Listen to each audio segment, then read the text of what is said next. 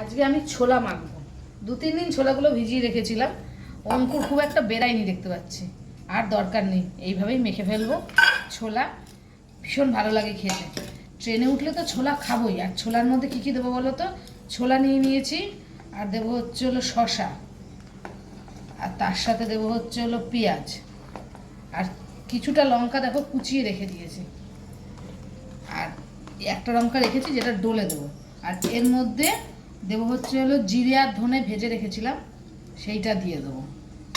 আর তার মধ্যে দেবো হচ্ছে হলো একটু বিট নুন, আর দেবো হচ্ছে হলো অল্প করে সাদা নুন। আর তার মধ্যে এই হচ্ছে হলো তেঁতুল, যেটা আমি সুন্দর করে জলে ভিজিয়ে রেখেছিলাম। এটাকে এভাবে, এর জলটা এভাবে দিয়ে দেবো, দিয়ে দিয়েছি। আর এই লঙ্কাটাকে যেখানে নুন দিয়েছিলাম সেইখানে একটু এভাবে ডলে নেব। ছোলা মাখা খেতে না ভীষণ সুন্দর লাগে, সিদ্ধ ছোলা খেতেও ভালো লাগে আর কাঁচা ছোলা খেতেও ভালো লাগে। আর এই দেখো, এটাকে আর কিচ্ছু না, জাস্ট হাত দিয়ে এভাবে চটকে মেখে নেব।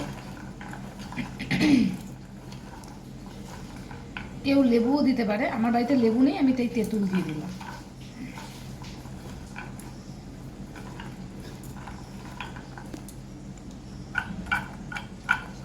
এই ছোলা মাখা হয়ে গেছে, গন্ধও খুব সুন্দর বেরিয়েছে।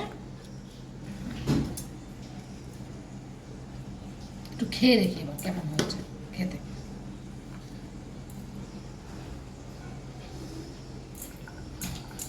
দারুণ দারুণ খেতে হয়েছে।